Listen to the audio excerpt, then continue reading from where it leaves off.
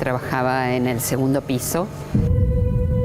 Yo tuve menos de una milésima de segundo para salir y la tuve. Los que estuvieron un poquito más acá no la tuvieron. Lo último que supimos fue que Paola tomó el ascensor, bajó en planta baja y en ese momento explotó la bomba. Ahí adelante, donde está el coche ese adelante, se produce la explosión. Entre medio de todo el polvo y sin poder respirar, no sabíamos cómo hacer para salir y que veíamos todo un agujero con gritos y nuestros compañeros abajo gritando. La bomba cortó el edificio como con un cuchillo en dos partes.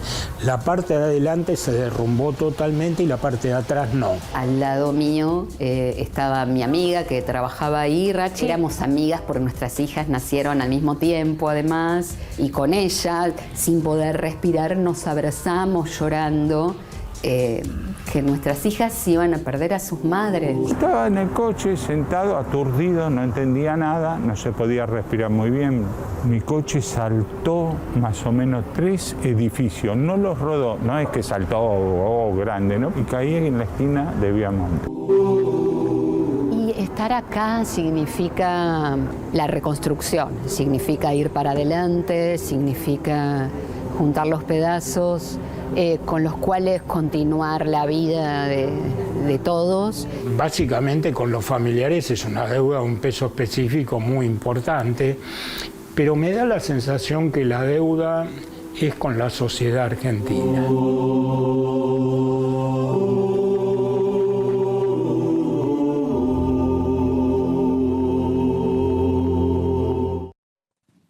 Buenas noches. Acabamos de ver un fragmento de un informe producido por Documentos América que nos recuerda a las víctimas del atentado a la AMIA.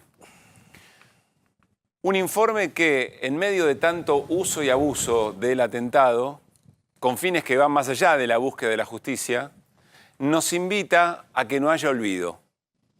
Olvido de todas las víctimas de una violencia sumamente difícil, imposible de clasificar. Las 85 personas asesinadas, sus familias, cuyas vidas también fueron interrumpidas, sobrevivientes y sus familias, las familias de los sobrevivientes, en quienes imaginamos una pelea interna entre la alegría de haber renacido y la culpa de haber sobrevivido. Y aunque todo lo que estas personas vivieron y viven es absolutamente intransferible, la tragedia de toda la sociedad argentina. Ahora vamos a hablar sobre la única certeza al día de hoy respecto de la investigación, que hubo un Estado entero, completo, al servicio del encubrimiento. Pero no olvidar a las víctimas es, en medio de tanto, insisto, uso y abuso del atentado, un deber de ser humanos. Y tengamos muy presente lo siguiente: a medida que pasa el tiempo, el desafío no es el olvido, sino el desconocimiento de las nuevas generaciones. Buenas noches, bienvenidos y bienvenidas a QR.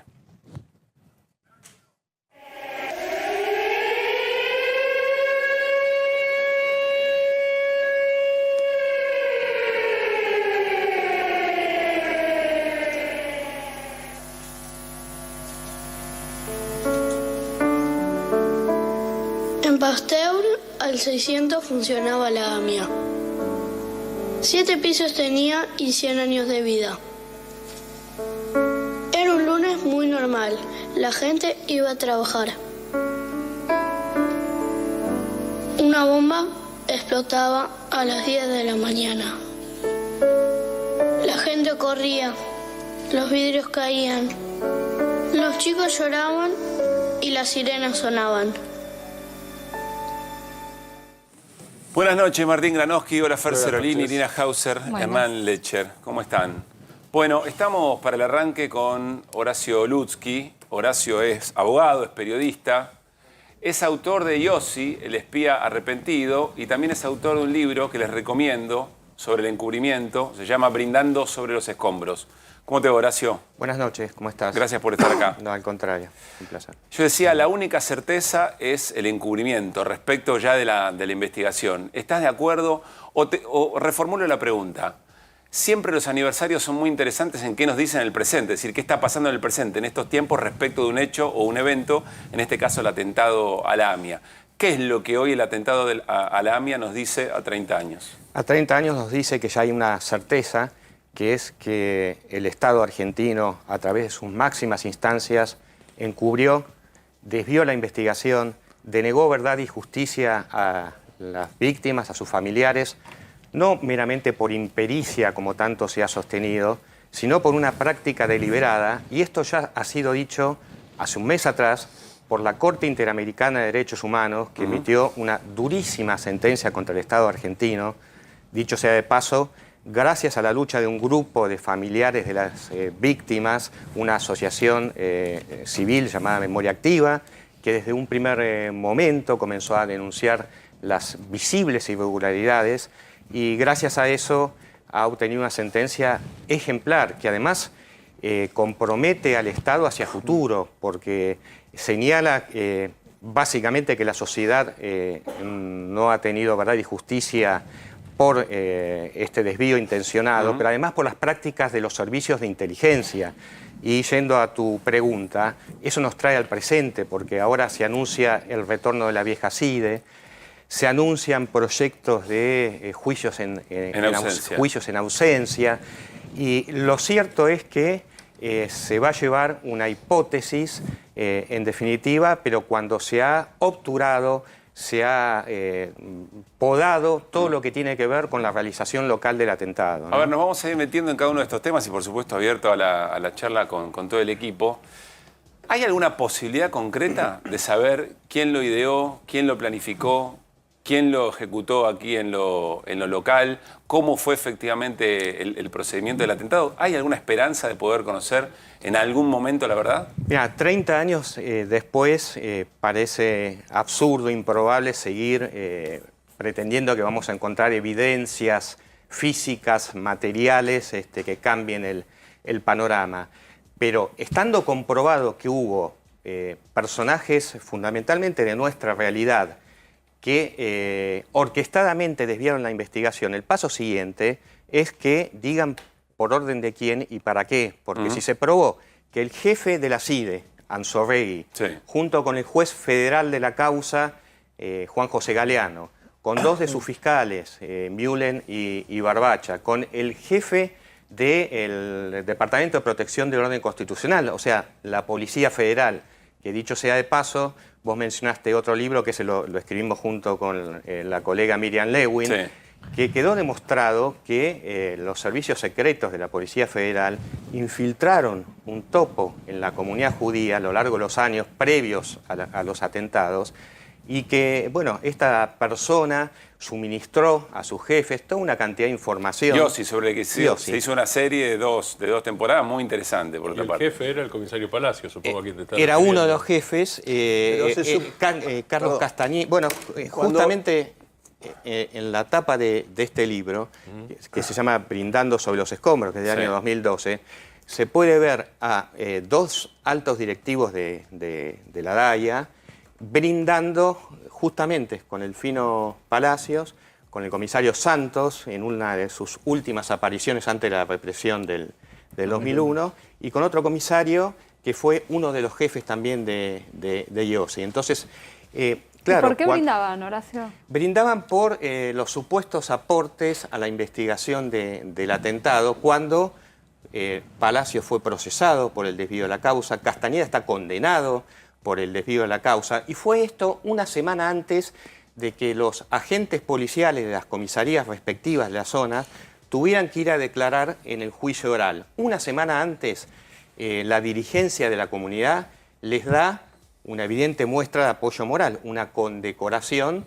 por un esclarecimiento que después se demostró falso, ¿no? Mi pregunta tiene que ver con qué es lo que, digo, se puede saber, porque es mucha gente la que está mencionando, ¿se puede saber lo que ocultaban? Porque me hace acordar un poco al crimen de Loan. Uno no sabe dónde está el chico, pero sí que hay un montón de gente que quiso tapar cosas. Pero no sé si en particular se sabe si todos saben dónde está la criatura o qué defienden. En este caso me parece lo mismo. Hay un montón que estaban desviando la investigación, pero ¿a quién protegían, digamos? ¿Eso se puede tener se puede vislumbrar? Claro que sí.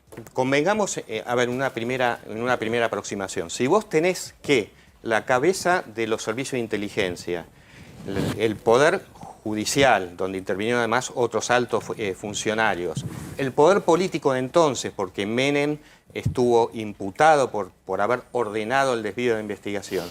Si vos tenés que se le pagó $400.000 a Carlos Tejeldín, a un preso, para que diga los culpables son aquellos. Plata de la CIDE, ¿no? Plata de la CIDE, o sea, plata del Estado, plata del gobierno en forma encubierta. Si todo eso se hizo, evidentemente, uno tiene que pensar que fue con ciertos acuerdos, incluso a nivel internacional. Porque para el atentado más grave contra una comunidad judía después de la Shoah, después del Holocausto, con el impacto que esto ha tenido, con las repercusiones que sigue teniendo, no puede concebirse que el señor Anzoregui y un juez federal se les ocurrió tomar casi $500 millones, desviar una investigación por las suyas. Bueno, claro. El expediente judicial nos dice eso, que es absolutamente increíble. Ahora, yendo un poquito más allá, ¿qué estaba pasando en Argentina y en el mundo en esos momentos? Bueno, había un gran operativo de tráfico ilegal de armas y explosivos hacia Croacia, hacia los Balcanes, que se hacía en violación a un embargo de Naciones Unidas, pero con el evidente visto bueno de los Estados Unidos. Es decir, y esto ya no es una conjetura, sobran las pruebas. Entonces, Estados Unidos era garante, supuestamente para que no llegaran armas, pero como tantas veces ha ocurrido, claro, tuvo en Menem un socio para hacer ese tráfico de armas. Y ahí actuaban agentes sirios, agentes iraníes, agentes croatas que participaron de ese tráfico. Menciono un solo nombre que a los más grandes acá nos va a traer un recuerdo de los 90, Montserrat Alcázar. Montserrat Alcázar no estaba de visita acá, no estaba por un festival de cine y video. Ibrahim al-Ibrahim estuvo a cargo de la aduana de Buenos Aires cuando no sabía ni siquiera hablar castellano. Era pareja de Amira Yoma en ese momento. Sí. Entonces, todos esos movimientos tenían un propósito determinado y el gobierno era socio de muchos de los personajes que después fueron sindicados como teniendo que ver con el atentado, porque había negocios en común. Y entonces había una necesidad de tapar. Y por otra parte, y cierro con esto, Carlos Menem, después de haber hecho promesas de ser el líder antiimperialista, el representante de la causa árabe en el Cono Sur, etcétera, etcétera, recaudó muchos millones de dólares sí, Medio Oriente en para campaña para hacer eso, para entregar el misil Cóndor, para entregar tecnología nuclear a Irán. Bueno, va en el año 91, en sus primeros viajes al exterior, y le dicen, James Baker le dice, esto está contado por Domingo Cavallo, en un libro que se llama El peso de la verdad, cuando viajan y se encuentran con Gaddafi, ya siendo gobierno, Gaddafi le dice, ¿y el Cóndor para cuándo?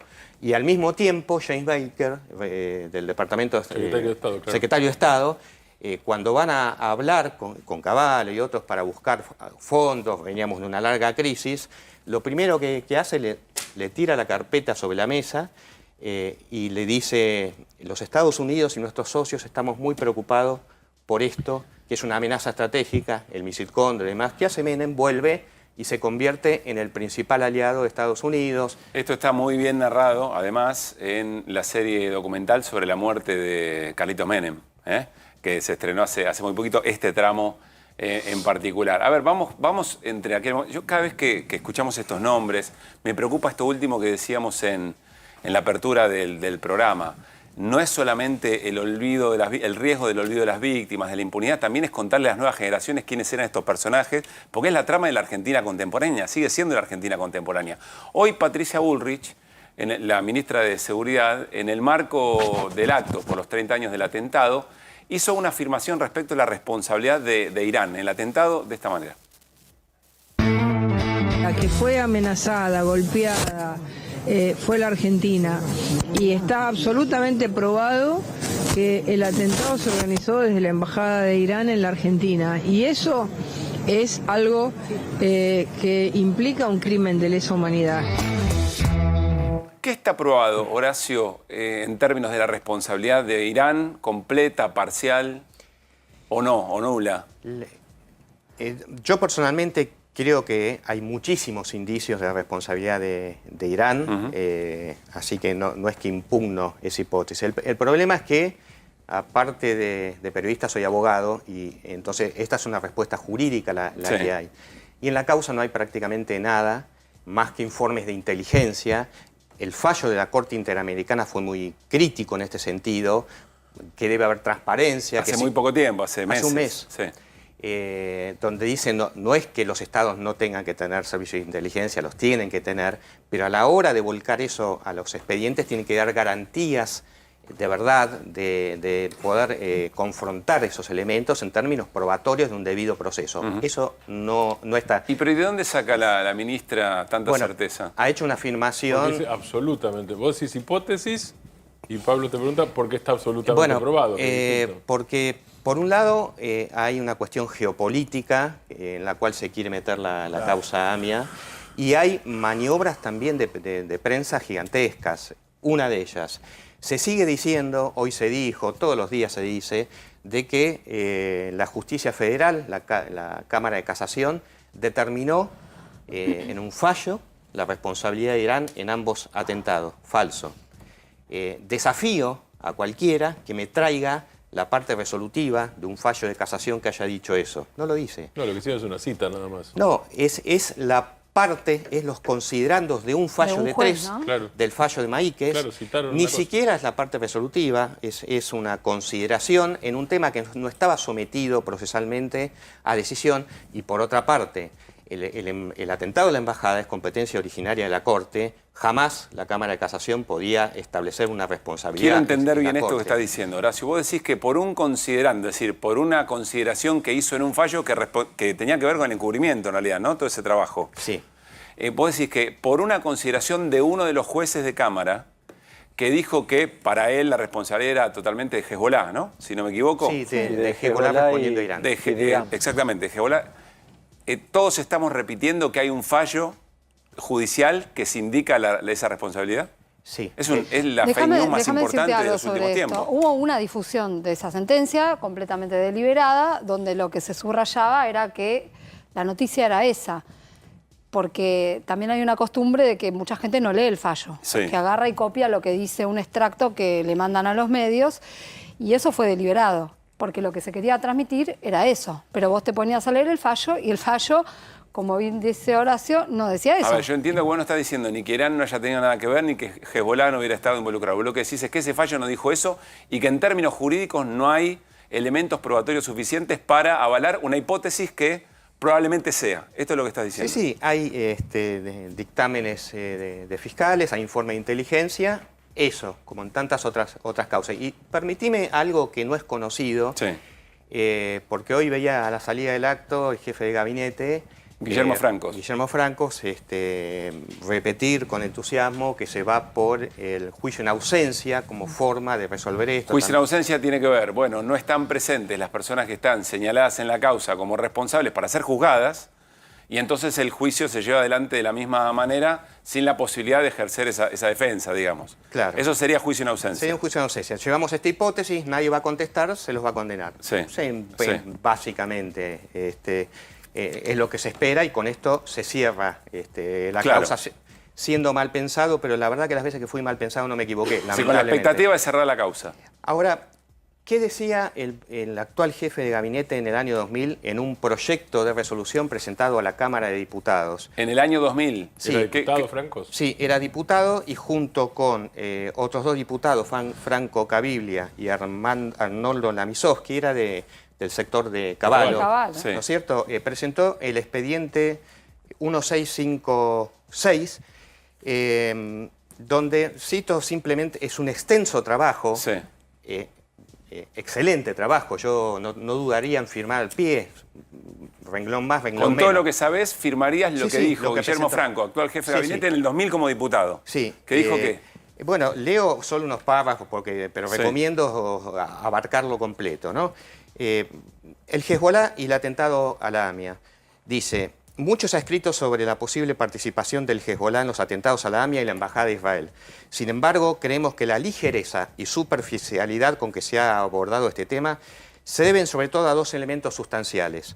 El primero, la falta de conocimiento de la compleja realidad del Medio Oriente, y segundo, a la premeditada intención de culpar a organizaciones extrañas a nuestra realidad política para de ese modo ocultar a los verdaderos responsables de los crueles ataques en Buenos Aires. Decimos esto ya que pensamos que es más fácil encontrar culpables a 14.000 kilómetros de distancia en organizaciones políticas que ni siquiera entendemos, para no buscar investigar en las responsabilidades de personajes que destaparían una ola de pactos y negociaciones secretas. Bien. Guillermo Francos en el 2000 decía, esta pista tiende a tapar la pista siria eventualmente. Y Siria, y hoy está diciendo lo contrario. Hoy avala la posibilidad de un juicio en ausencia. ¿Puede haber pasado algo entre ese momento y hoy en términos de una investigación o de que tenga valor probatorio como para que Francos cambie tanto de opinión? No, sigue pasando lo mismo. A partir del 2003 lo que hubo es el informe Toma, elaborado junto con otros servicios de inteligencia, pero que tienen el mismo eje. Es decir, vuelven a que tal escuchó, vio en tal lugar, tal conversación, tal... Perdón, en alguno de los dos casos, la embajada o el de la AMIA, que se menciona que hay algún resto humano, ¿existen todavía esos restos humanos o existieron alguna vez? De los atacantes, ¿no? Mira, durante muchos años, y a partir de Nisman, la historia oficial ha venido sosteniendo de un tal Hussein Berro como al autor, un supuesto conductor suicida. Entraríamos acá, bueno, en un detalle si hubo conductor suicida o no. Por eso, pero restos humanos, ¿hay algún pedazo de cuerpo guardado? En el 2017 finalmente se mandó un resto genético que se lo comparó con los de los hermanos de este Berro que viven en Estados Unidos. Y no tienen absolutamente nada que ver. Pero existen, entonces hay algo, un cuerpo, un pedazo de cuerpo que dicen haber... Nadie sabe, es decir, el último informe del Mossad que se difundió habló de una extremidad que desapareció, no se sabe dónde está. Qué bárbaro. Son todas cosas Horacio, dos cosas que no quiero dejar pasar. Ahora vamos con un fragmento de Amos Linetsky que dejó una definición hoy que es para toda la mesa. A mí me parece una barbaridad, pero ahora la vamos a compartir. Quiero hacerte una última pregunta. ¿Qué valoración haces del memorándum de entendimiento con Irán? Mira, el memorándum de entendimiento con Irán yo creo que es un instrumento que de alguna manera movió algo que estaba absolutamente congelado. Uno puede estar a favor o en contra en términos de ese instrumento jurídico. De hecho, yo en su momento... critiqué en su forma, no en su intencionalidad. Sí. Creo que tenía defectos y en última instancia hasta fue declarado... ¿Pero para vos era un pacto de impunidad? No. ¿Quiso ser un pacto de impunidad? No, de ninguna manera eso puede ser considerado como un delito.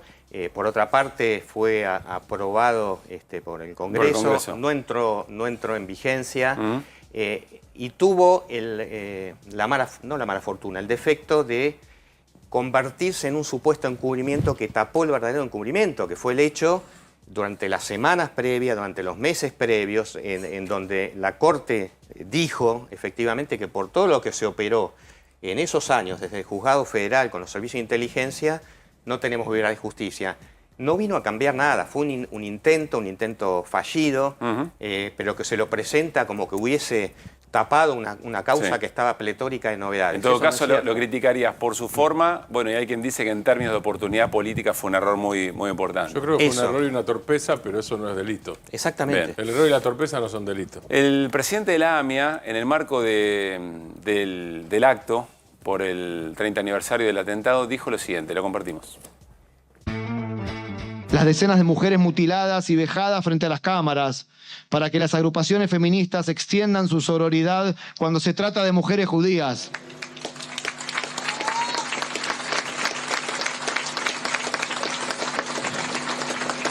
Quizá la consigna de que el cuerpo de la mujer no debe ser un campo de batalla, o las tan nombradas "te creo hermana", o "ni una menos", tengan una letra chica que no leímos y dice "salvo que sea judía". Bueno, yo francamente dudé si ponerlo porque me da la sensación que lleva la charla a otro lugar y mezcla nuevamente en esto del uso y abuso del atentado, de la causa, me parece que mezcla cosas. Pero después dije, no lo dejemos pasar, porque me parece que son cosas que no se pueden decir livianamente. Igual dice un par de disparates más, también se mete con las Naciones Unidas, se mete con la UNICEF, con la Cruz Roja. Con la Cruz Roja. Pero esto en particular... agarró una ametralladora y tiró para todos lados. Me parece que cruza una enorme cantidad de líneas. Sí. Al calor del dolor, al calor de la tragedia, sí, por eso. para toda la Argentina, digamos, ¿no? No sé si tiene una mirada sobre esto. Me parece que mezcla adrede, o sea, que hay una mezcla adrede. Que hace un uso del atentado para decir algo. Que hace un uso del atentado para decir algo que en realidad tiene que ver con la batalla cultural del gobierno. Porque atacar al feminismo es parte de... Estoy tratando de simplificar una idea para no irme en extenso, ¿no? Pero atacar al feminismo, a la lucha feminista, a la cultura de la sororidad, mezclando el atentado, me parece que lo que hace es eso, es meter una cuestión que el que lo está trayendo es el gobierno de Milei, ¿no? Eso es lo que me llamó la atención, ¿no? También bueno... Bueno, Milei también reivindica el menemismo. Exactamente. Fundamental, esquema fundamental en el encubrimiento y en el desvío de la... Bueno, en la garantía de la impunidad. Bueno, ponerle CIDE a la, como decíamos ayer, ¿no? Desde lo simbólico. A los servicios de inteligencia es más explícito e imposible. Cerramos, Horacio, No, y esto que decís fue una de las tantas omisiones. Sobró mucho y faltó mucho en estos discursos, porque que hayan puesto el busto de Menem destacadamente, ¿no es cierto?, en un salón de la Casa Rosada, por un presidente que lo reivindica como su mayor referente, cuando es el máximo encubridor del atentado a la AMIA, es una contradicción escandalosa. Solo posible en estos tiempos de liquidez y distopía, digamos. Y además, Pablo, hay otra cosa. Sí, y cerramos, Martín. Yo supongo, porque no lo explicita, que se refería a la invasión por parte de Hamás del sur de Israel. Sí, se refería a eso. A la tortura, al asesinato, etcétera, etcétera. La condena en la Argentina fue muy unánime, muy unánime. Salvo poquísimas expresiones. Algunas expresiones inclusive bordeando el antisemitismo, inclusive de la izquierda, quiero decir. Pero fueron pocas y fueron minoritarias. Lo que hubo después es, digamos, la situación en Gaza, para llamar de alguna manera. Sí. Para algunos es genocidio directamente. Pero además para algunos activistas judíos en Israel es genocidio. No para Hamás. Es una discusión diferente, es una discusión más compleja. Se está metiendo en ese. La AMIA es una institución argentina. La Argentina tiene que... Es simplificando. No se puede meter en un conflicto de otros países formado. Entonces, meter eso es realmente empezar a generar que la gente, los que no estén de acuerdo con eso, se alejen de la causa AMIA. Está mal. Horacio, muchas gracias por haber venido. Quiero recomendar, Brindando sobre los escombros, el libro de Horacio, y también ver Yossi, el espía arrepentido, a partir del libro de Horacio y de Miriam Lewin, porque a veces lo audiovisual nos permite una fijación un poco más profunda de algunas complejidades que después se encuentran en los textos, en las investigaciones, pero que es importante en esa pelea contra el video, pero también por el riesgo de desconocimiento de las generaciones que vienen. Gracias, Horacio, por haber estado. No, muchas gracias a vos, Pablo. Bueno, nos vamos a ir con otra pieza que nos va a ayudar a fijar todas estas preocupaciones que tenemos, pero ¿se acuerdan que arrancamos el programa con parte de un informe de Documentales América realizado, un informe especial realizado por los 30 años del atentado? Quiero decirles que ese equipo está integrado por Luciana Arias, la colega, Natalia Barrios en la edición, Eliana Breyer en la producción y Carlos Rodríguez en cámara. Así cerramos nuestra manera de recordar, de mantener vigente la memoria y, por supuesto, el abrazo a todas las víctimas del atentado a la AMIA.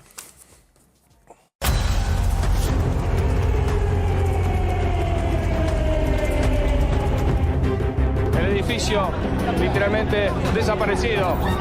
Vemos los restos de lo que fue la AMIA.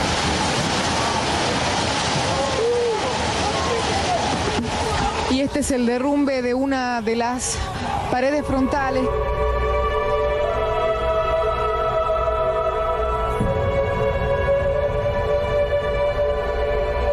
Hay bomberos heridos. Tenemos que señalar que mientras se está trabajando intensamente para rescatar a este bombero, se ha dado señal de alerta rojo porque hay peligro de derrumbe. El edificio literalmente desaparecido. Vemos los restos de lo que fue la AMIA.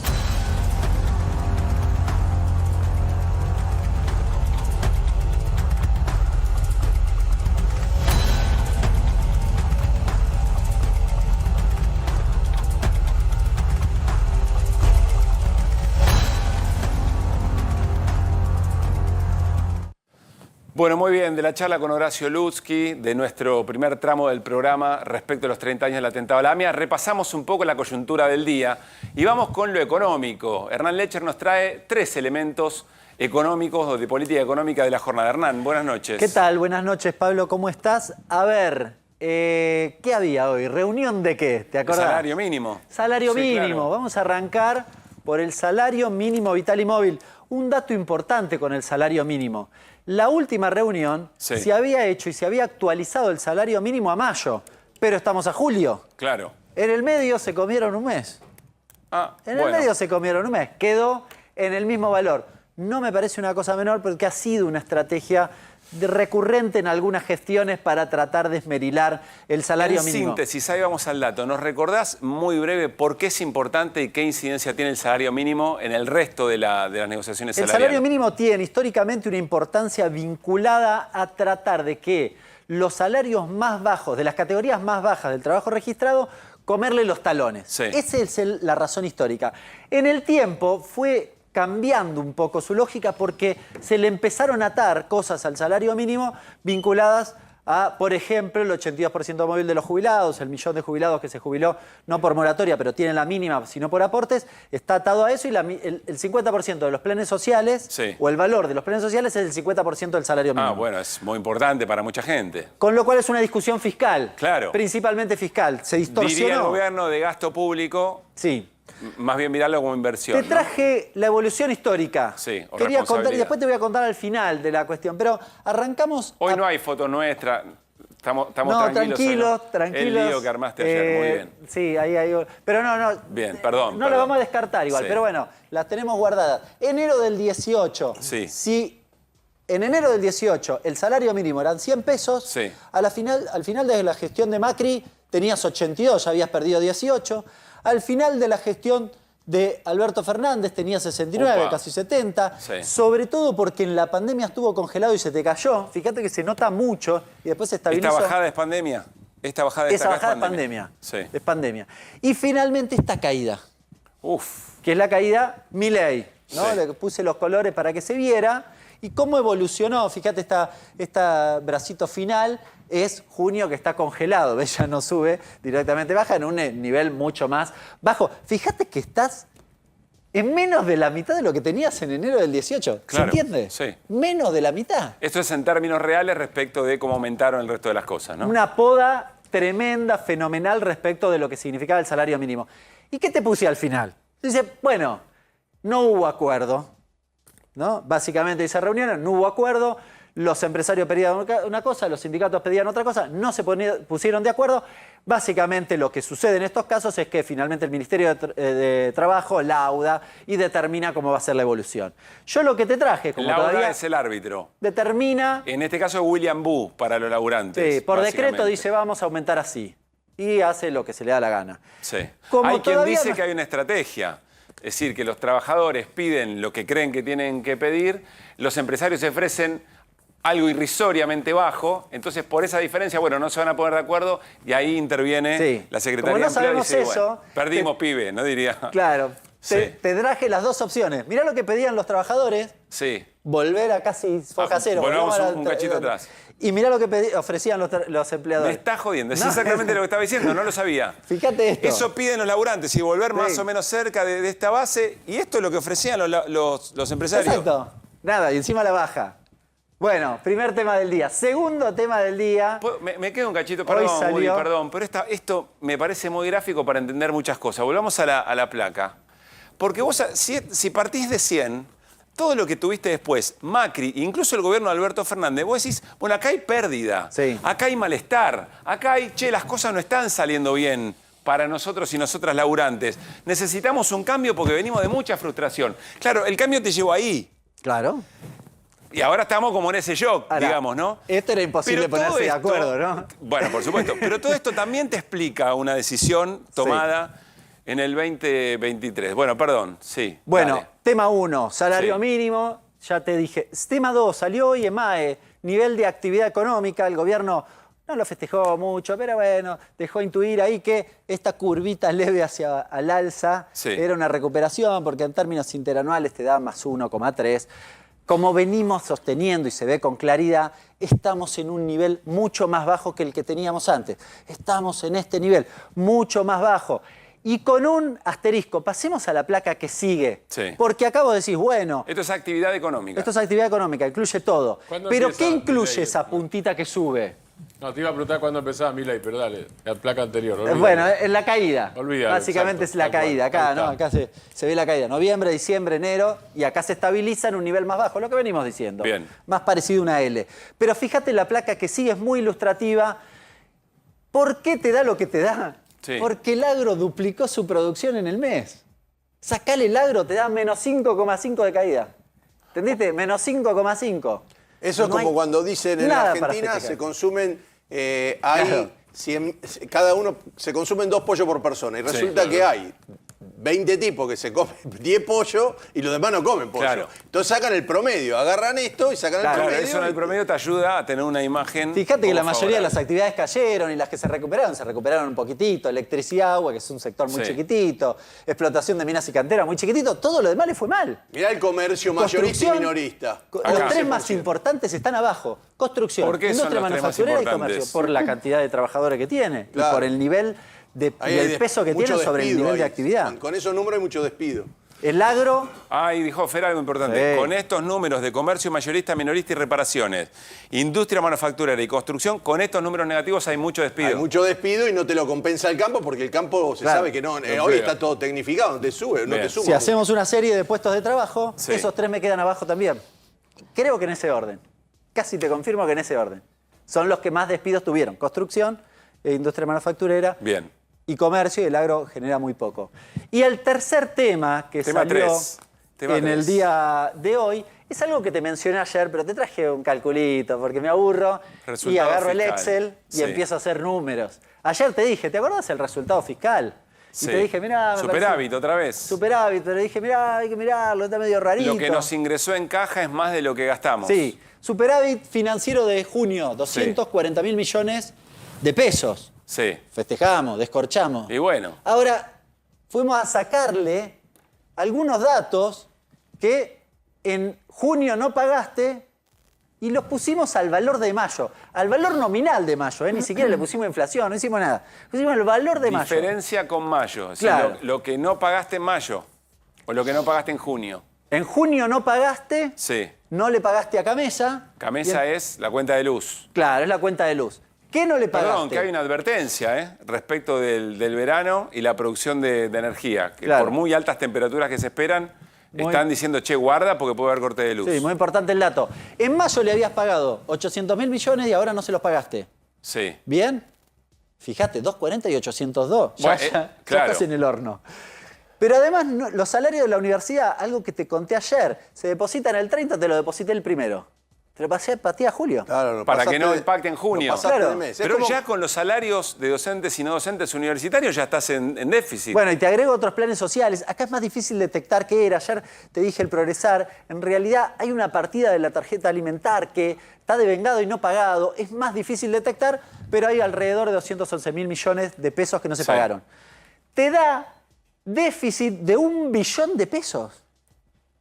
De 1 billón de pesos. ¿Por qué esto está mal y cerramos? ¿Por qué esto está mal? Porque las familias en su economía también dicen, che, no llego a pagarlo ahora, lo pago la que viene. Básicamente porque es un chamullo del resultado. El resultado fiscal es un chamullo. Te agrego dos cositas muy cortitas. Lo dijo bastante Para claro. adelante, el problema es que este resultado fiscal que me chamullaron en junio Sí. se va a agravar si el gobierno quiere reducir el impuesto país. Es 1 punto del PBI la Sí, reducción. ahí voy, Fer. 1 punto.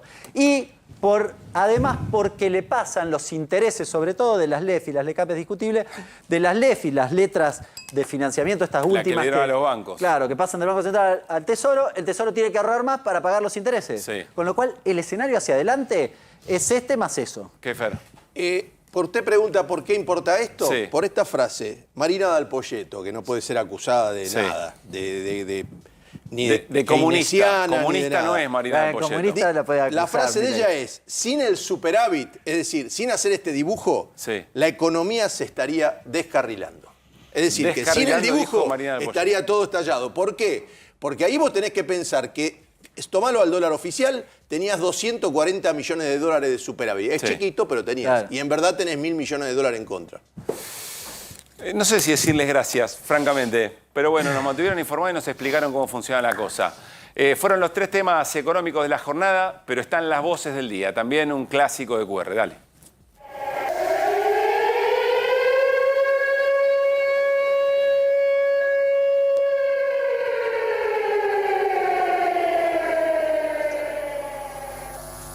A la Argentina no la amenaza nadie porque la que fue amenazada, golpeada, fue la Argentina.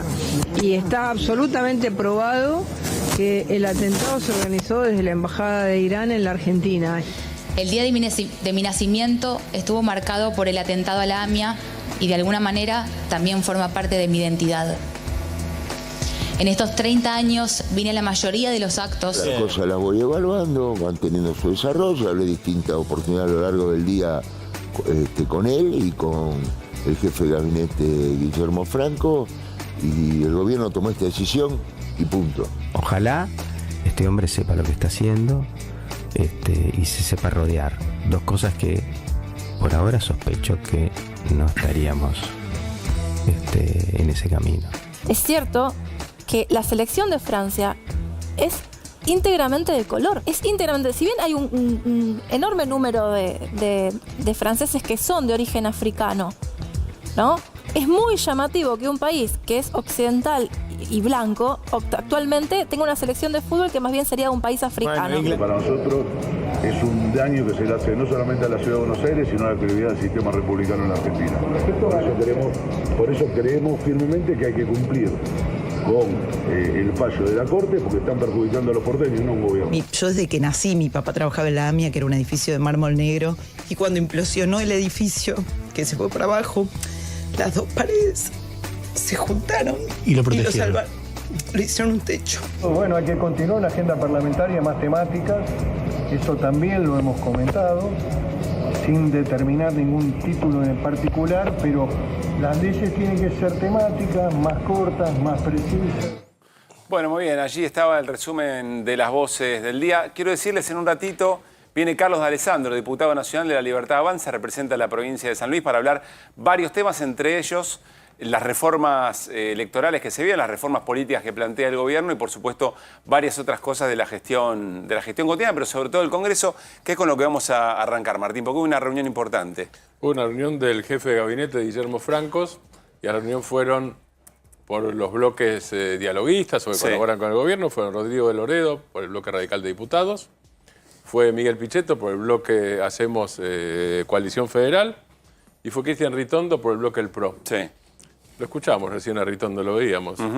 Ritondo fue, en su momento, presidente de la Asamblea Legislativa de la Ciudad de Buenos Aires, ¿no es cierto? Primero Ciudad de Buenos Aires. Luego fue, y es además, el jefe político del PRO de la provincia de Buenos Aires. Claro. Y fue ministro de Seguridad de la provincia de Buenos Aires. La reivindicación de Ritondo en la reunión y la hace pública, pero lo que hace público es, según la información que yo tengo, lo que pasó en la reunión también. La reivindicación principal de Ritondo en esa reunión y después en la comunicación es dinero de coparticipación que se le debería a la Ciudad de Buenos Aires. Es repónganle la coparticipación a la Ciudad de Buenos Aires. Eso tiene que ver en su momento con el dinero para seguridad, claro. El cambio después resuelto por Alberto Fernández para la provincia, el tema está en la Corte Suprema, el fallo todavía no fue llevado a la práctica, se trata de dinero. ¿Con qué tiene relación esto? Pero perdón, que es parte de la tensión, o es lo que eligió también Mauricio Macri para tensionar el momento con el gobierno. Es lo que elige, exactamente, digo así, es lo que elige Mauricio Macri, pero además es lo que conversábamos el otro día. Lo que Macri está queriendo consolidar y el PRO más macrista de Mauricio Macri está queriendo consolidar es el baluarte de la Ciudad de Buenos Aires, que no es solamente un baluarte electoral, es un baluarte de poder, es un baluarte simbólico, es un baluarte económico, porque está el desarrollo inmobiliario, porque están los grandes medios de comunicación, porque está la sede de las grandes empresas nacionales e internacionales, Ciudad de Buenos Aires. Eso fue parte de la conversación con Guillermo Francos. Y se ve también en lo que mirábamos recién, a un Miguel Pichetto que no está precisamente eufórico. En las voces de recién no se lo ve nada eufórico. Pichetto no sale de una reunión diciendo tenemos todo resuelto el futuro con Guillermo Francos, sino al contrario, lo que dice públicamente, que también es lo que dijo en privado Pichetto, es tengamos más cuidado, que las leyes sean más temáticas, es decir, Basta de mamotreto, sería mi traducción. A ver, creo que lo tenemos a Miguel Ángel Pichetto, más allá de las voces del día, el tramo a la salida de la reunión con Guillermo Franco que nos contaba Martín Granowski. ¿Lo tenemos? Sí, dale. Me parece que son instrumentos importantes que el gobierno tiene que poner a funcionar rápidamente a través de la gestión gubernamental y de la reglamentación. Creo que hay una apuesta con estos dos instrumentos que son amplios, grandes, que abarcan distintas temáticas. Me parece que son valiosos. Luego, bueno, hay que continuar una agenda parlamentaria más temática. Eso también lo hemos comentado, sin determinar ningún título en particular, pero las leyes tienen que ser temáticas, más cortas, más precisas. Discutiendo además del futuro de otras leyes, cómo se reglamenta la ley bases.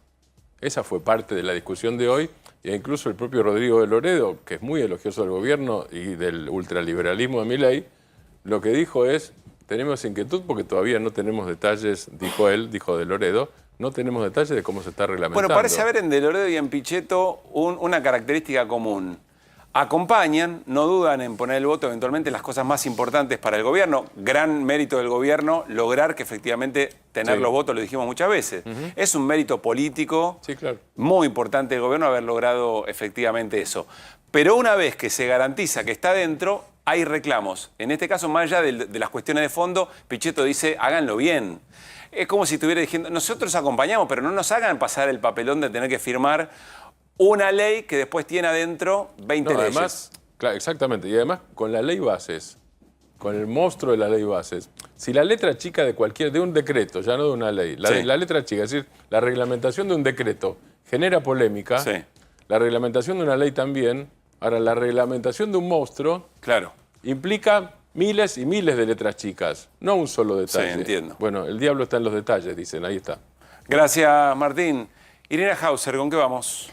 Bueno, seguimos con qué es lo que ocurrió a raíz de la visita de un grupo de diputados y diputadas de la Libertad Avanza a los genocidas en el penal de Ezeiza. La primera reacción, algo contamos ayer, que fue dentro de la Cámara de Diputados, fue que algunos bloques presentaron repudios y en particular el bloque de Unión por la Patria presentó un proyecto con el que está intentando promover otra salida, que es que se cree una comisión para que analice la posible expulsión o la remoción o exclusión de este grupo de diputadas y diputados que repasamos: Beltrán Benedit, María Fernanda Araujo, Rocío Bonacci, Guillermo Montenegro, Lourdes Arrieta y Alida Ferreira. Bueno, Benedit y Montenegro habrían sido los que organizaron este tour al penal de Ezeiza, que, como contábamos ayer, ellos lo planteaban, Benedit en su WhatsApp, como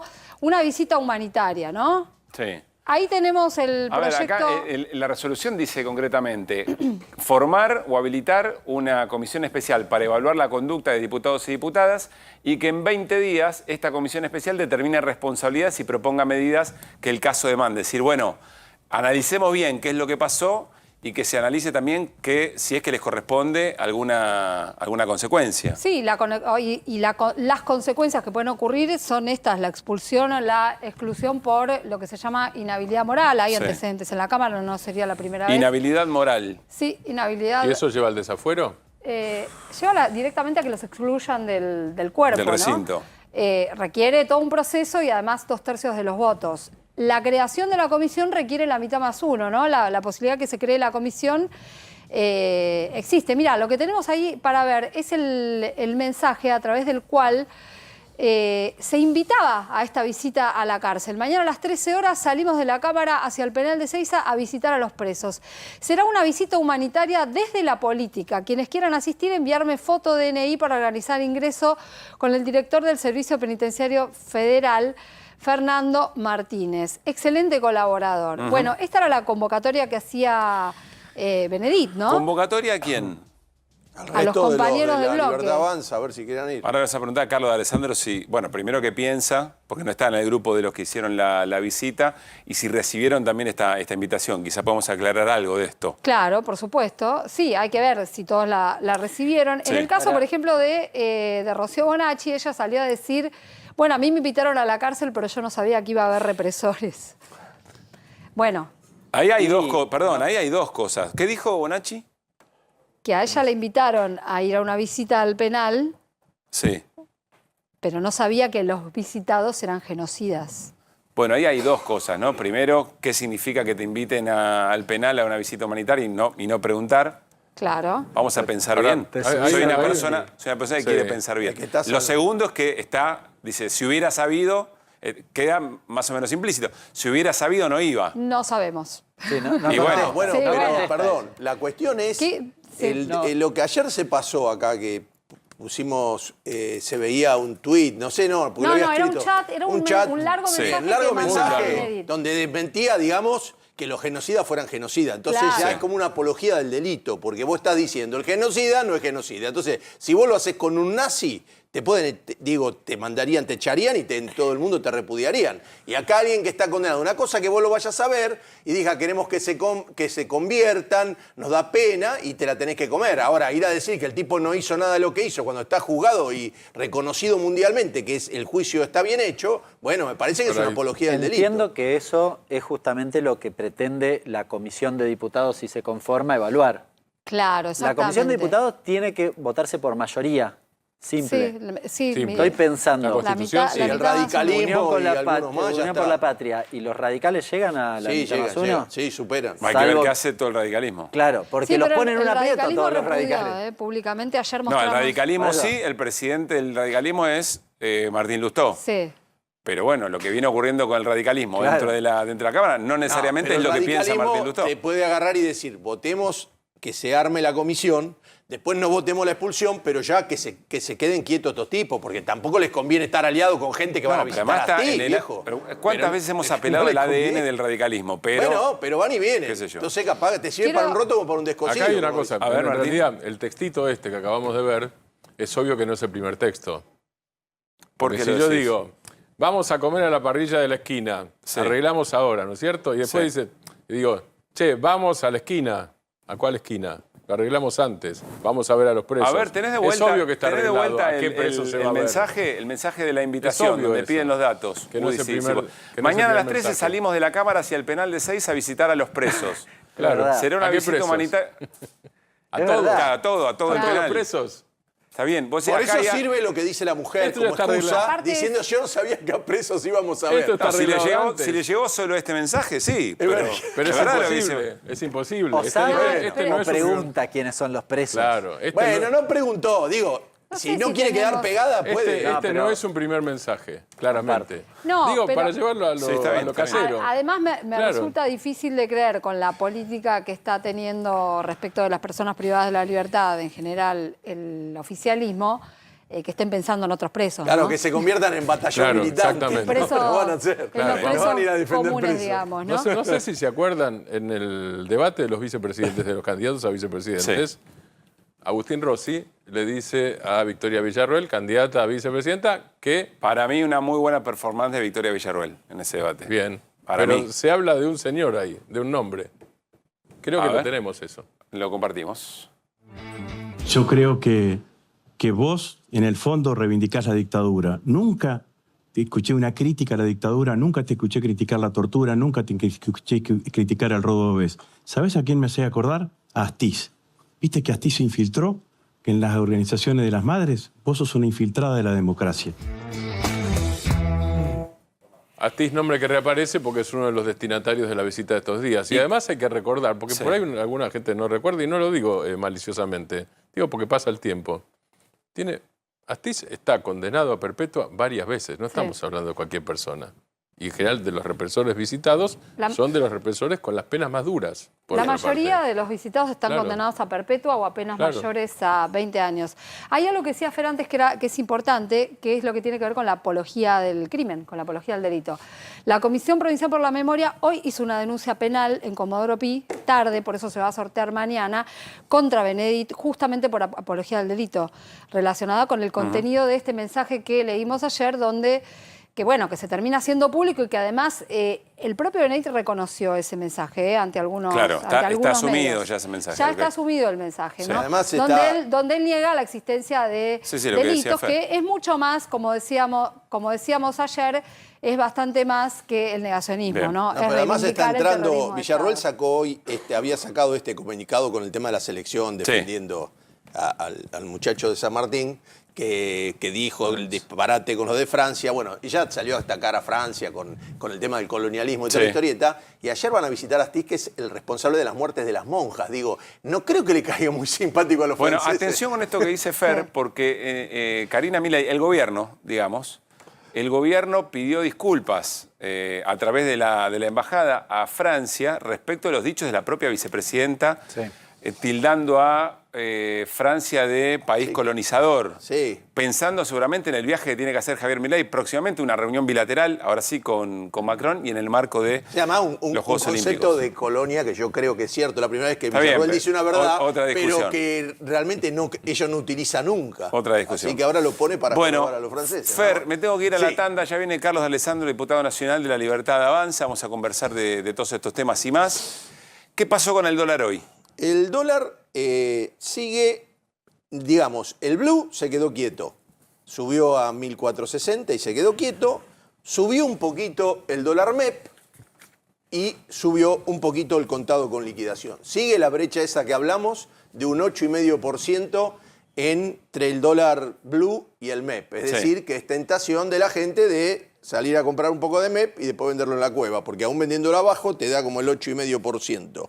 La noticia pésima es que siguieron bajando los bonos, el AL30 y el GD30, que son los principales bonos argentinos, los más interesantes, volvieron a caer y que no juntaron reservas, sino que tuvieron que vender. Vendieron 62 millones de dólares. Es mucho. Es un montón. Es el dato más importante, creo, en la gestión de Milei por actividad, digamos, porque algún momento superó, hubo un par de pagos mayores a esto, pero porque tenías que pagar algún vencimiento de las provincias o alguna cosa. Este es el dato más importante por, digamos, la actividad comercial en sí que te dio negativo. Es más, podemos mostrar esto del CEPA, ¿ve? Acá, el amigo Lecher hace buenos laburos, Sí. la verdad. Él y los demás, no sé qué, porque compras diarias del Banco Central. Mire cómo va. Esto es del 1 del 12 del 2024, es decir, cuando arranca Milei.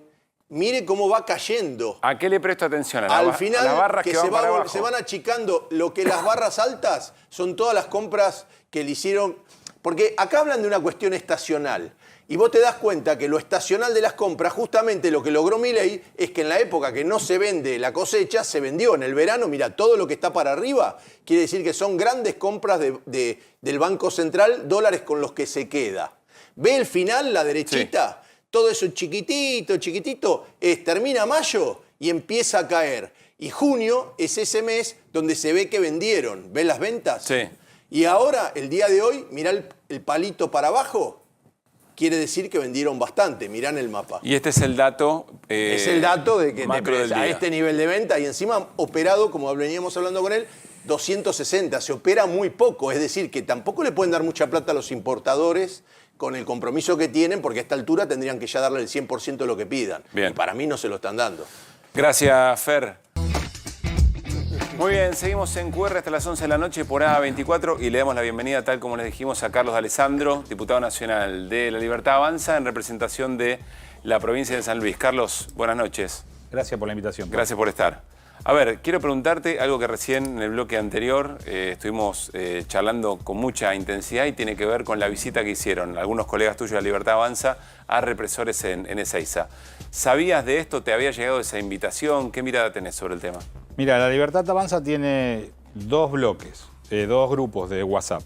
Uno es un grupo se llama Bloque y un grupo se llama Difusión Oficial. El de difusión, que es el que maneja el jefe del bloque con la diputada, que es la diputada parlamentaria, y el parlamentario nuestro, es el que leo.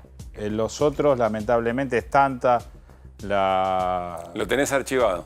No lo tengo archivado, pero no lo miro tanto. La semana pasada estuve en un congreso de ciberseguridad y los desafíos que va a enfrentar todo el continente a la hora del desarrollo tecnológico. Estoy en la Comisión de Seguridad Interior y estuve en Perú. Y por lo cual esa parte de las invitaciones me la perdí. Pero Sí. pero ¿sabés si estaba la invitación? O sea, por ahí no la leíste a tiempo. No, como para... sí, no voy a mentir, estaba la invitación, Estaba la están invitación. los descargos, lo que se vio ahí, está, o sea, a ver, si vos me preguntás a mí qué opino sobre lo que ha sucedido, yo estoy totalmente en contra de la situación de ir a visitar tipos que han hecho un estrago en su momento en la Argentina, que como bien decías recién, violadores de las libertades individuales, o sea, para mí son de un proceso de dictadura que a la Argentina le hizo mucho daño, que están bien detenidos y que se tendrían que podrir en la cárcel. Pero nosotros en La Libertad Avanza no somos un grupo de diputados totalmente homogéneos, venimos de distintas partes del país, con distintas idiosincrasias y se está conformando. Este bloque se conformó en los últimos 8 meses después de una elección muy buena y que la mayoría de nosotros llegó porque estaba Milei en la lista, porque si no, no hubiese llegado nunca. Es decir, que tienen... Porque no es una diferencia pequeña, si no es un matiz en términos de qué se piensa, por ejemplo, no sé, sobre los impactos del RIGI o algún otro elemento. Son éticos y morales de valor humano muy importantes esta diferencia que planteás. ¿Cómo se convive con eso? No es un tema que hemos discutido en el bloque. A ver, ¿te sentís cómodo compartiendo bloque con alguien que niega esto que vos tan categóricamente planteás? Es que no lo hemos discutido en el bloque. Esto surgió ahora. Bueno, ahora que lo sabés, No, obvio que no me siento cómodo.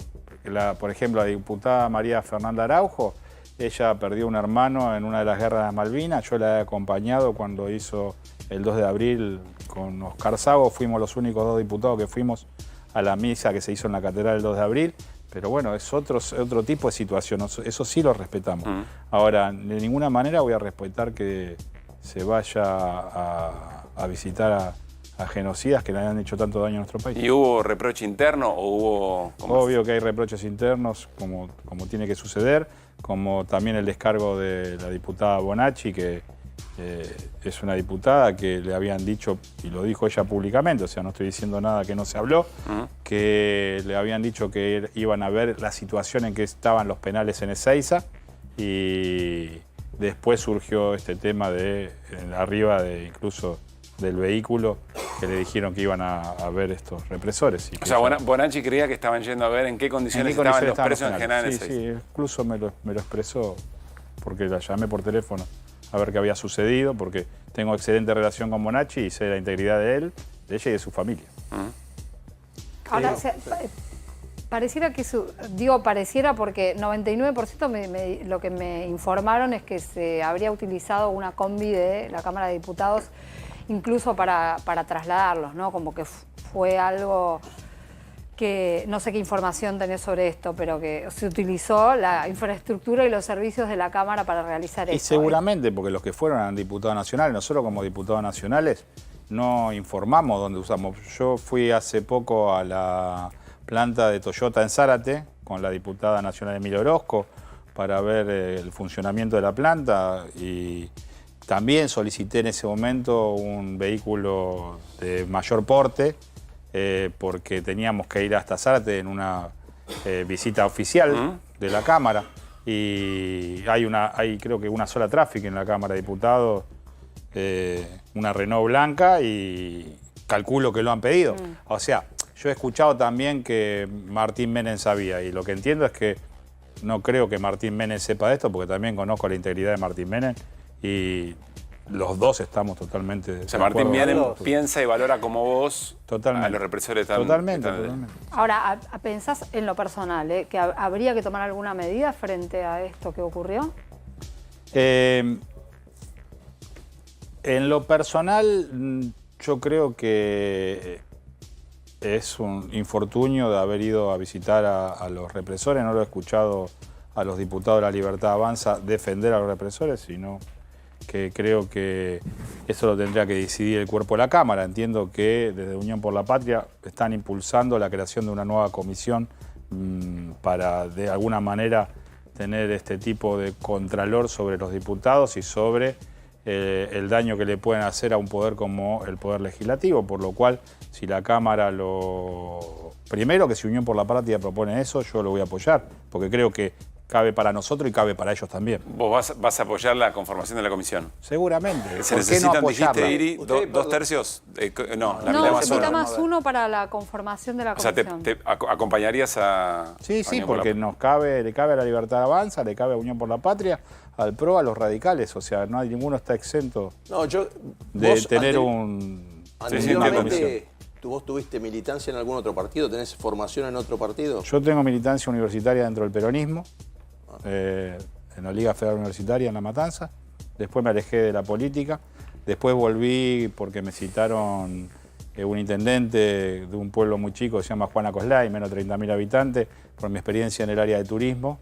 Y fui secretario de turismo del municipio de Juan Acoslay. ¿Por qué preguntaste eso, Fer? Perdona. No, me interesa saber porque, claro, porque como dice él, se reunieron en base a mi ley y hay gente que viene de distintos lugares y muy diversa. Y con distintas experiencias respecto a lo que fuera la dictadura, el Por eso se producen este tipo de cosas, ¿no? Te lo iba a preguntar después. Sí, perdóname, Hernán. No, pero quiero cambiar de tema. Así que... no, te quiero preguntar, y quiero adelantar algo que te íbamos a preguntar después.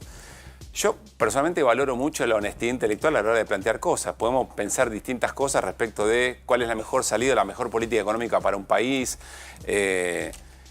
cuál es la mejor política en términos de el consumo, la situación en la economía real y demás.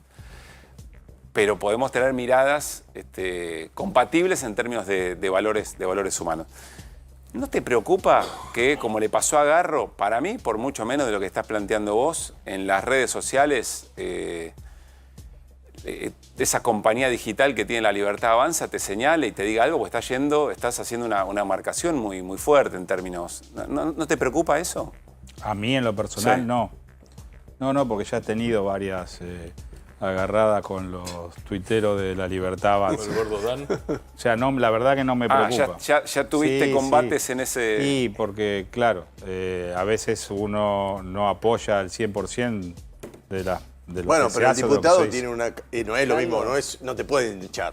Vos tenés, ¿Cómo? está blindado, como Verdad. diputado Claro, está blindado. está Así que elegido vos, por el si pueblo. sos y estás elegido No es por Garro. una provincia, Sí. está blindado. No, pero te pregunto, porque esto la verdad, ayer abrimos el programa hablando sobre esto, y la sensación es que disciplina, y si disciplina en términos de un funcionario o de un integrante del gobierno, es decir, un ajeno o un propio, si disciplina y a alguien que va a opinar sobre determinado tema le hace pensar dos veces si hacerlo o no, es como que se mete y condiciona el debate público. Y eventualmente si condiciona el debate público y algunas ideas no se manifiestan en el debate público, condiciona la vida democrática de un país.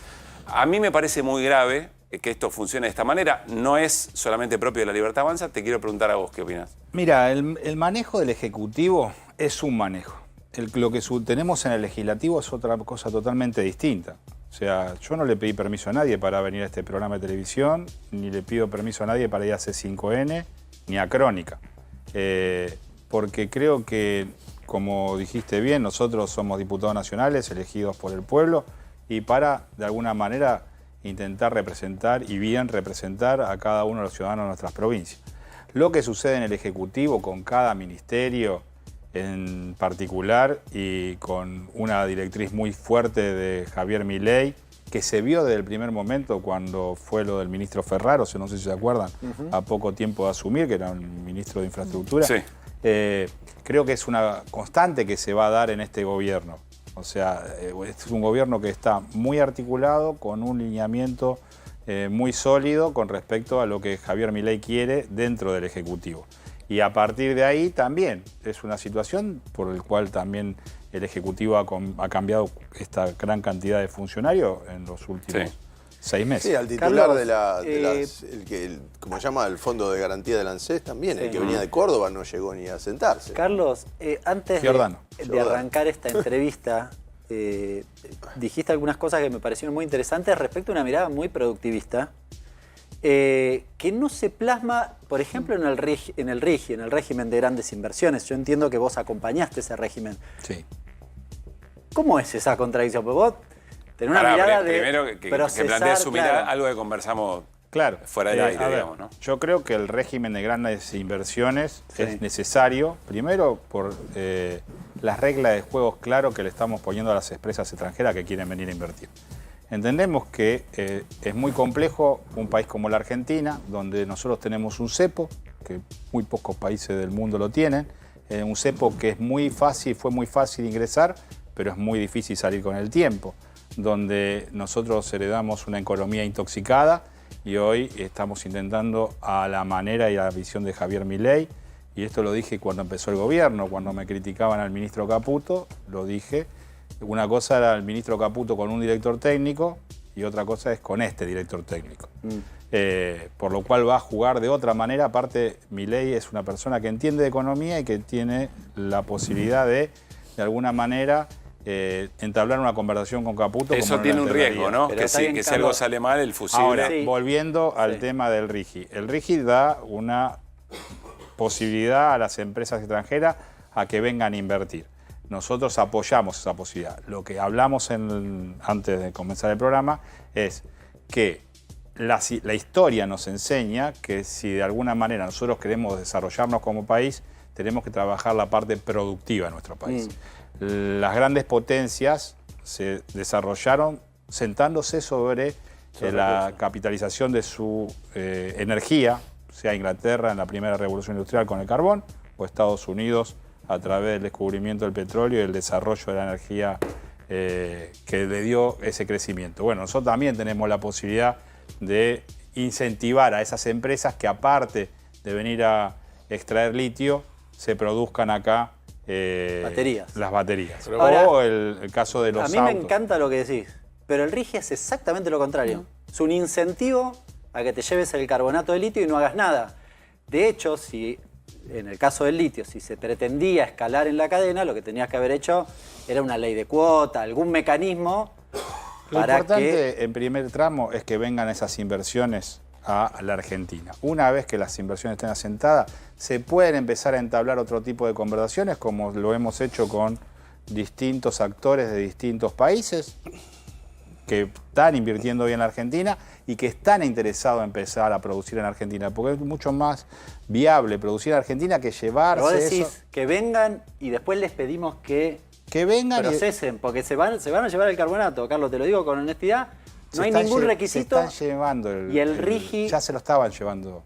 Sí, por ¿Está eso. bien? Ya se lo estaban llevando. O sea, ahora se lo llevan un poco más barato. Se lo estaban llevando. Ahora se lo llevan más barato y no Ahora dejan los lo que dólares. tenemos que entender nosotros es que Argentina no es un país viable en los últimos 15 años al menos para ningún inversor extranjero. No es viable. Y entonces le entregamos los recursos. No es entregarle los recursos.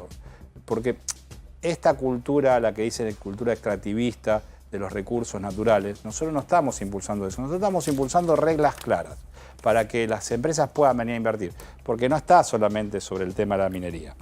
El tema es cómo encaramos este proceso económico nuevo que plantea Javier Milei como un punto de partida a través de estas bases que empezamos a implementar primero en la tarea legislativa desde la Cámara de Y Diputados. vos decís que después, una vez que llega una inversión, podés negociar con una empresa a ver... Si las reglas en Argentina son claras y las empresas se sienten seguras, seguramente van a invertir en Argentina. ¿Qué pasa con las inversiones que ya estaban llegando antes del RIGI y que ahora dicen, bueno, pará, aguantala un cacho, porque si encima tengo mejor condición, voy a por más? Es como si alguien le como si las propias empresas dijeran, che, no te estamos pidiendo tanto. Petronas. Petronas, por ejemplo. Sí, bueno, es algo que sucede. La verdad que está sucediendo porque las inversiones no se generan de un día para el otro.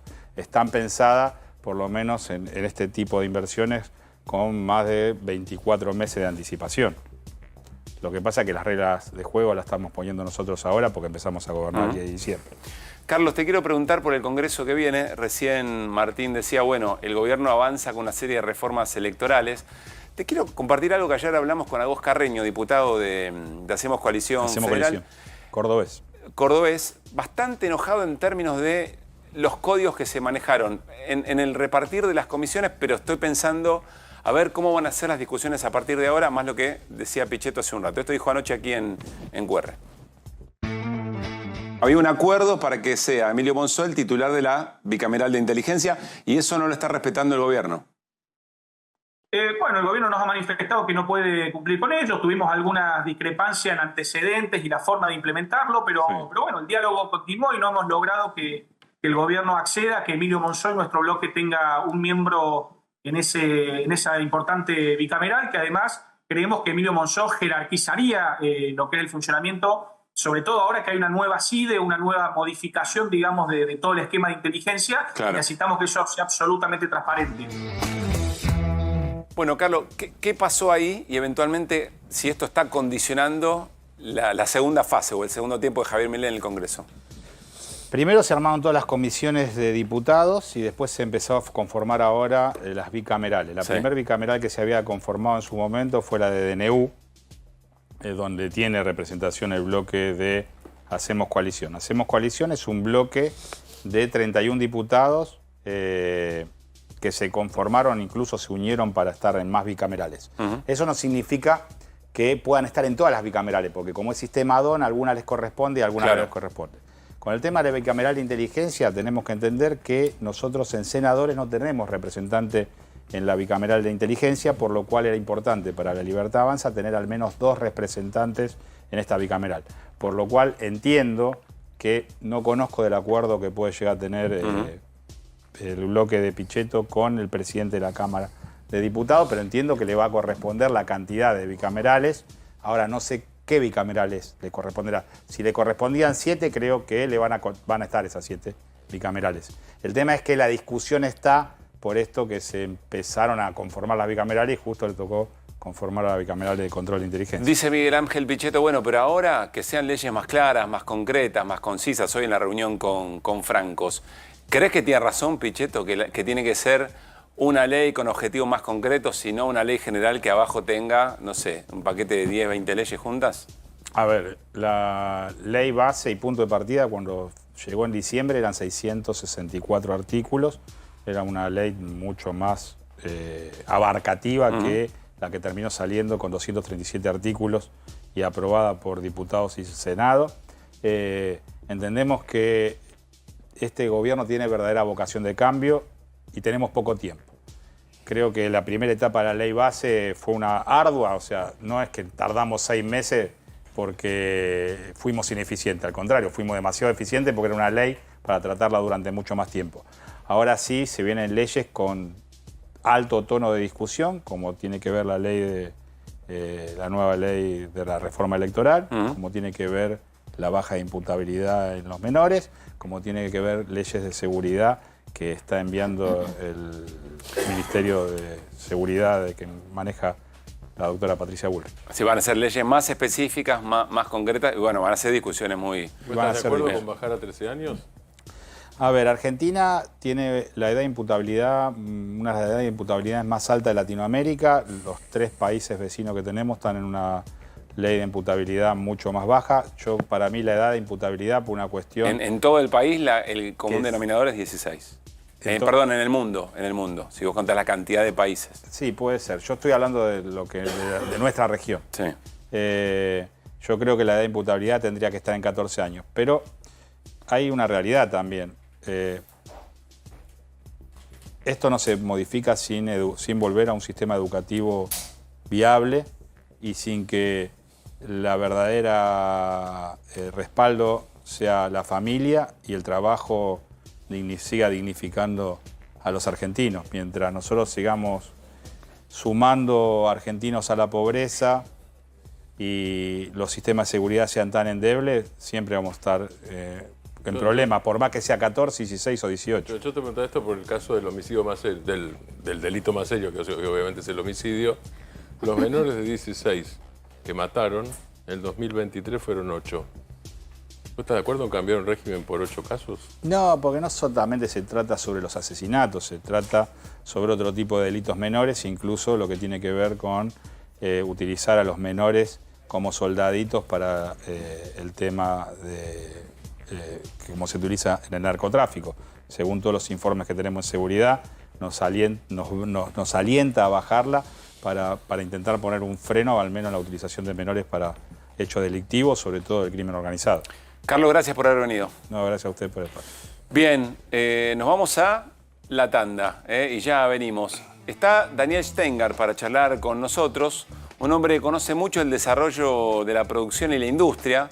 Están lanzando desde la fundación en la que trabaja informes cotidianos para poder tener en números concretos, para discutir con mucho argumento, insisto, la matriz productiva de la Argentina. Muy interesante, muy vinculado a lo que charlamos también con Carlos D'Alessandro hace un minuto nada más. Hasta las 11 hacemos QR.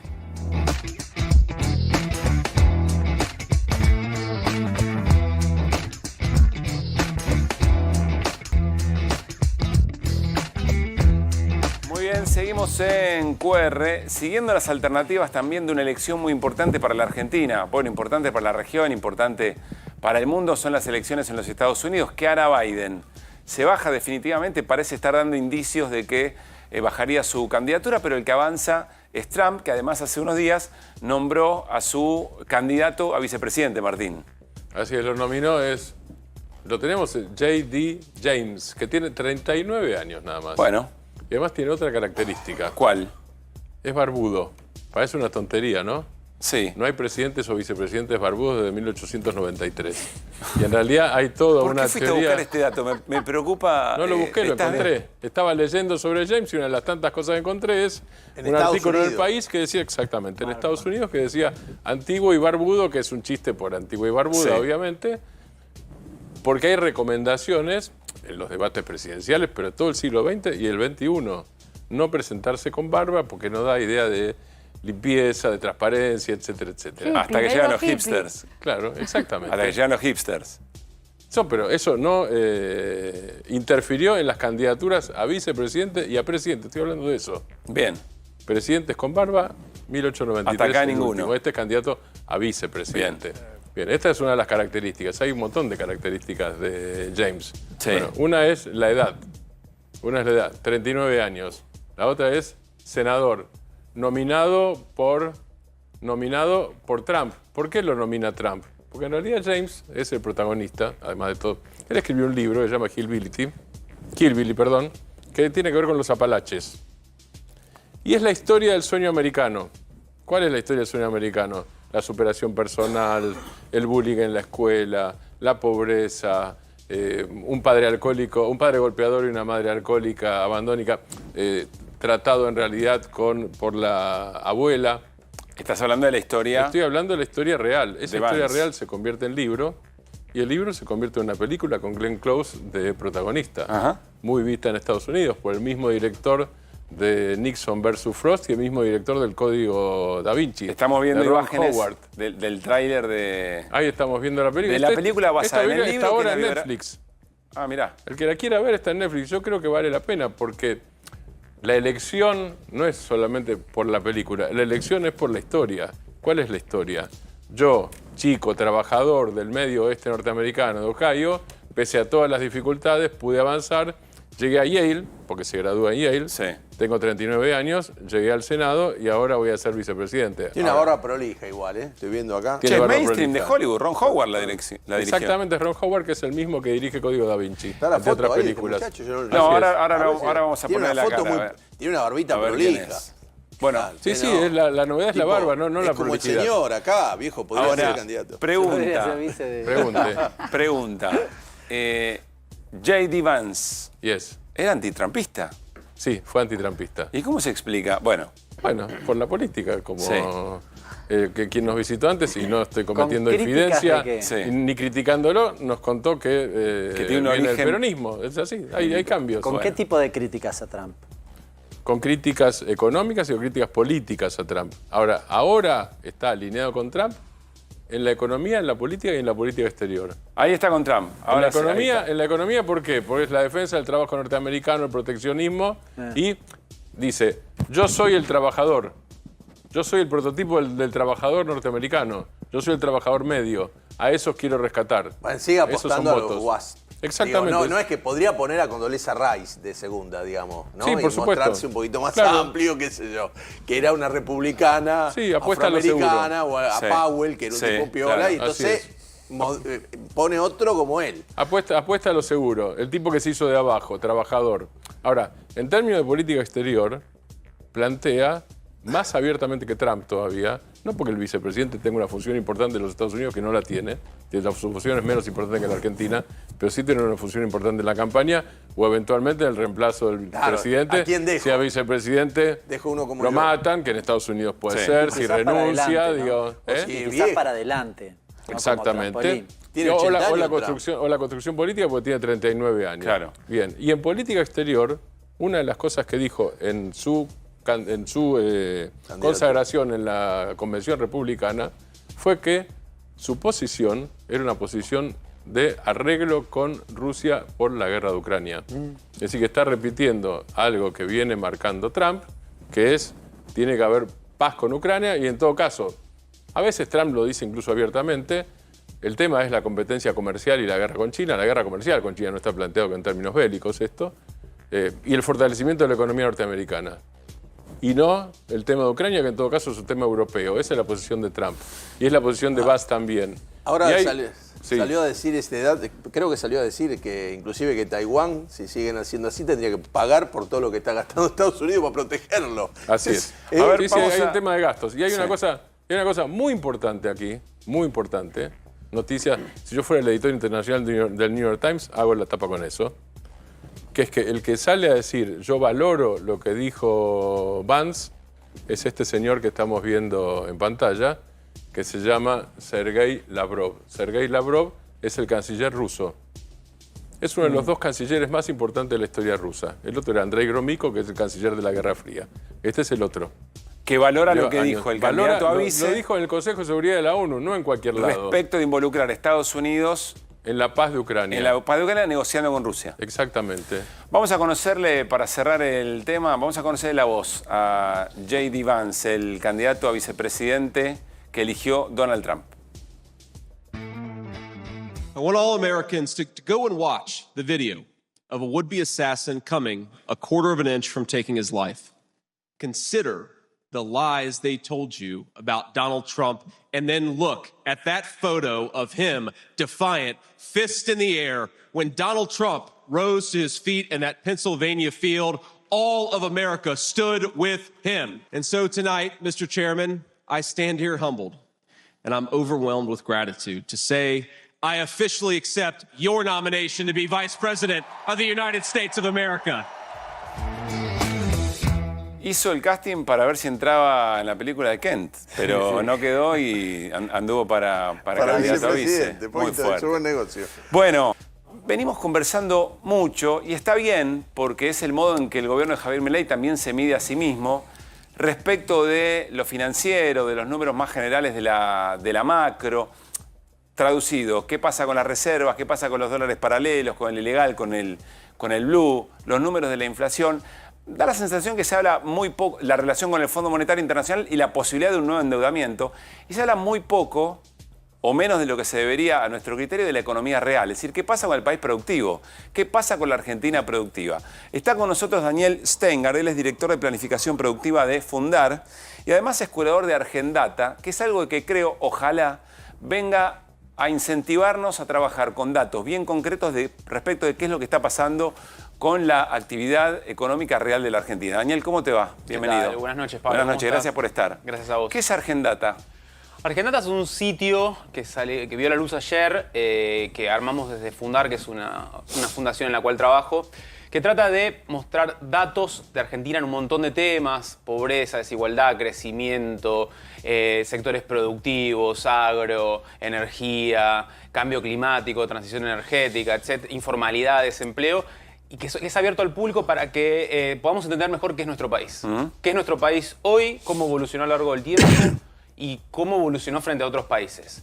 Es un sitio que elaboramos desde la Fundación con un aporte de un equipo interdisciplinario súper bueno, y que bueno, el sitio es argendata.fund.ar, y ahí se puede entender un poco mejor cómo está Argentina posicionada en todas estas variables, explicado con datos del modo más didáctico posible para un público amplio. Perdón la pregunta obvia, claro. ¿Para qué público y para qué nos puede servir eso? Nos puede servir para entender mejor la Argentina, digamos. Es justamente ver cómo estamos parados frente a otros países, cómo hemos ido evolucionando nosotros a lo largo del tiempo, y de alguna manera entender mejor qué funciona en Argentina, qué no funciona y qué cambiar para que las cosas funcionen mejor. A ver, yo te diría que de esos temas que te fui contando, si tuviera que decirte un común denominador, hay tres cosas. Número uno, Argentina no es un país de mierda, podríamos decir así. Es un país que, mires como lo mires en casi cualquier métrica de desarrollo, es de mitad de tabla para arriba. Es un país de más PIB per cápita que la media mundial, es un país donde el acceso a la educación es mayor que la media mundial y regional. La esperanza de vida en Argentina, 77 años, es 4 años más alta que en el mundo y 2 más alta que en la región.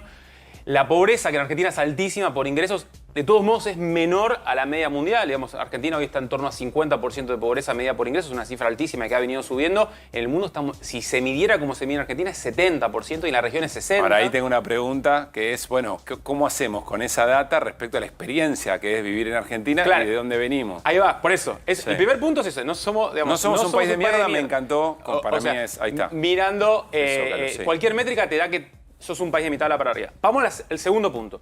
¿Cómo evolucionó Argentina contra sí misma? Digamos, ¿estamos peor que nunca? ¿Estamos mejor que nunca? Sí. Bueno, depende en realidad qué indicador vos mires. ¿Vamos a bajar de la mitad de la tabla o vamos a subir? Bueno, ahí vamos.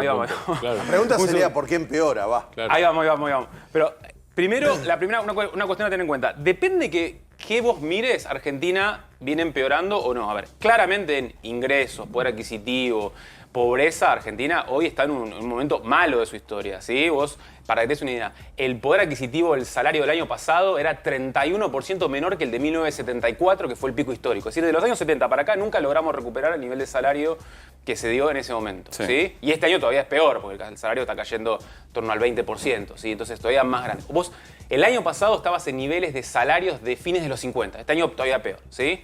Claramente ahí vos no evolucionaste para nada, al contrario, fuiste retrocediendo. Ahora, en algunas otras métricas, yo te digo, esperanza de vida, vos hoy estás en el mayor momento de la historia argentina, ¿sí? No es que la gente vive menos que hace 10 años. Eso en el mundo también. Ahí voy, un segundo. En acceso a la educación, vos hoy, en el 1900 era 1 año de escolarización promedio de la población, hoy estás en 11, digamos. Y vos, si mirás, si querés, digamos, calidad democrática, digamos, en los últimos 10 años, Argentina ha estado en sus mayores niveles de lo que fue históricamente, digamos, en distintas métricas que se hacen. Sí. Igualdad de género, digamos, ha ido progresando. Si vos vas mirando esas métricas, Argentina claramente tiene una tendencia de mejora. Ahora, como te decía anteriormente, salarios, pobreza por ingresos, para atrás, digamos, en las últimas décadas. Tercer punto. En midas como te midas, en casi todas las métricas vos te vas cayendo frente a otros países, vas cayendo en los rankings. Es decir, ahí vamos a lo que decías vos. Esperanza de vida, claro, subió en gran parte del mundo y en el resto del mundo subió más que en Argentina. Entonces, si vos hoy, a ver, nosotros estamos en 77 años, de esperanza de vida, a principios de siglo estábamos 40 años más abajo, o sea, 37 años la esperanza de vida. En el resto del mundo, por ahí subió más que 40 años, subió 45, 48, 50. Entonces, Argentina, que era más líder en una serie de indicadores de desarrollo, se fue cayendo. ¿Sí? Y eso casi en cualquier indicador que lo mires se da. Todavía es un país de mitad de tabla para arriba. Si vos seguís la tendencia, claramente te vas, si sigue así, vas a empezar a estar de mitad de tabla para abajo. Según el rubro, en el fútbol andamos para arriba. Bueno, en fútbol claramente, en los últimos 50 años el equipo más ganador. Pero Daniel, ¿de qué manera, voy con Argendata, pero en el fondo la importancia de tener una clara radiografía donde estamos parados para no equivocar caminos o para hablar con mejor fundamento? Pero ¿de qué manera todo esto nos sirve para el momento de tomar una decisión respecto de qué modelo de desarrollo elegir?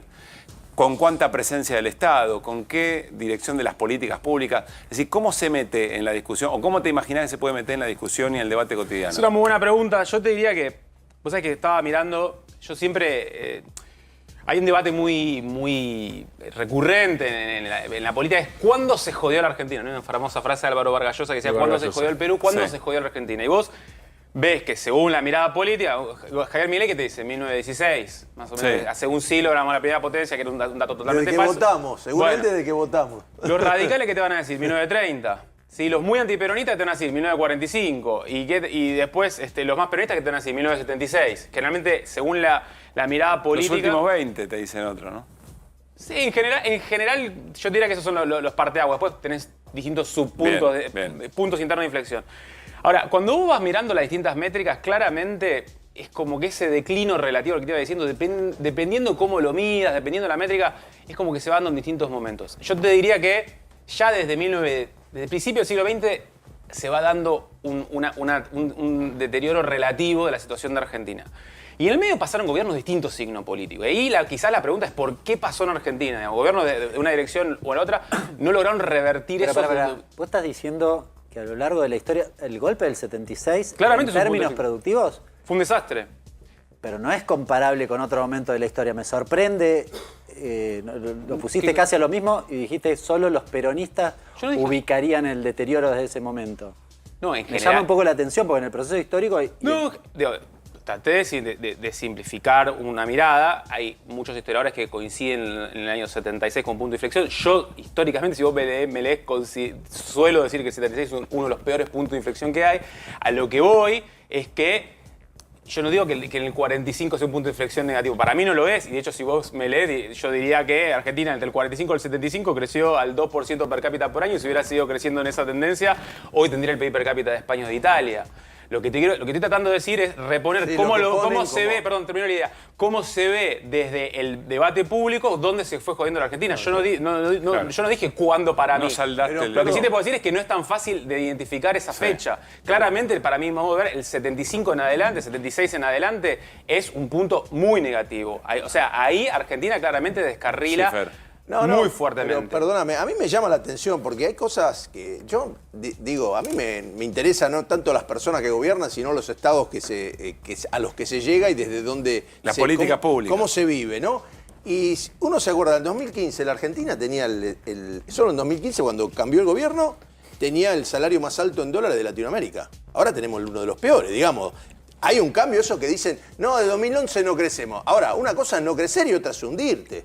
En el 2015 había un salario alto en dólares y además está ese famoso video de Duhovne diciendo este país no tiene deuda. Cuando lleva el brief a Estados Unidos. Parece un país africano que no toma deuda, las familias no están endeudadas. Bueno, de ahí en adelante vino una debacle que ahí sí que no para nadie. Es un montón de... Así vino. Sí, es cierto esos datos que vos decís. El 2015 es el valor del salario real más alto desde 1974. ¿Sí? Ah, mira, no sabía. Sí, no llega a 1974, es el valor más alto desde 1974, sin perjuicio de lo cual también hay algunos datos que para mí está bueno reponer, que es, a ver, hasta el año 2007, 6, 8, 9, la tendencia de la inflación en Argentina generalmente fue parecida a la del resto de la región.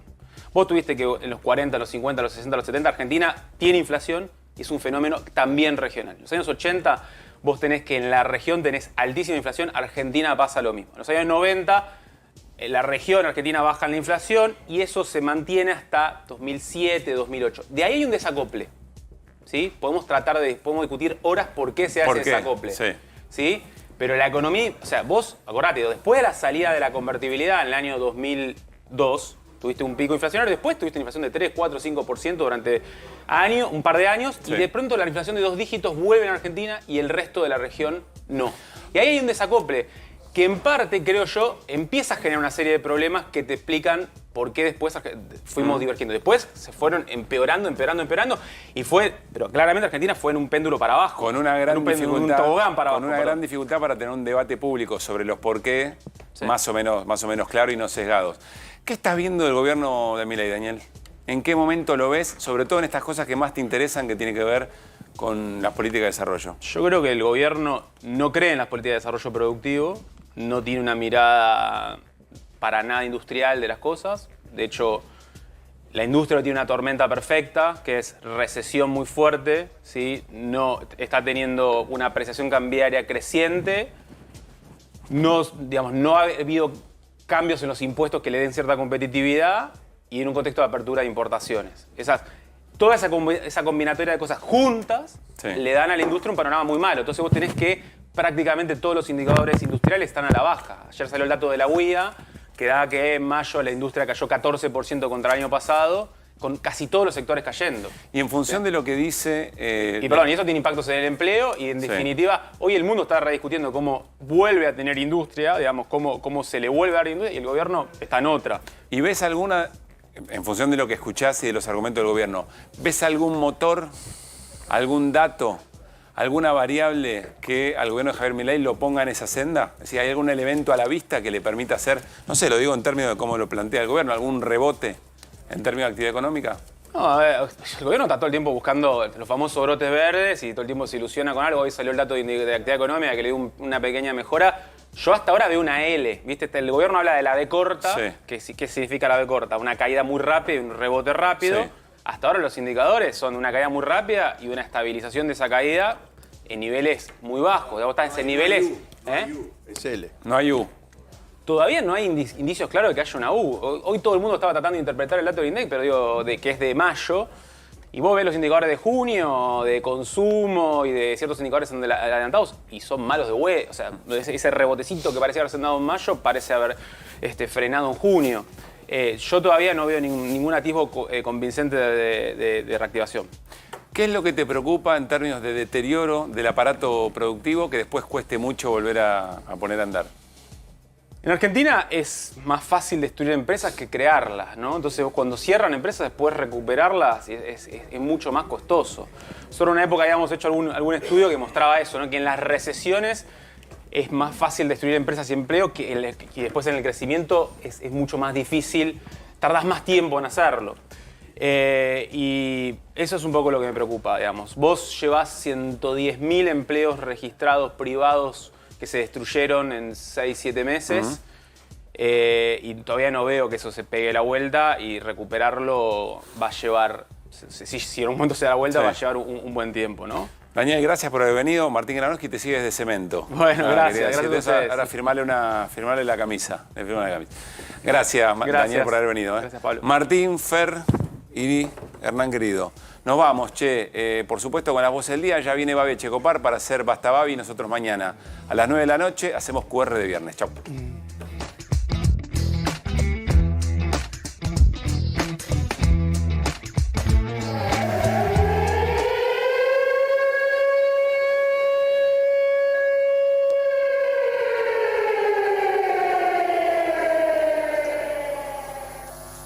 A la Argentina no la amenaza nadie porque la que fue amenazada, golpeada, fue la Argentina.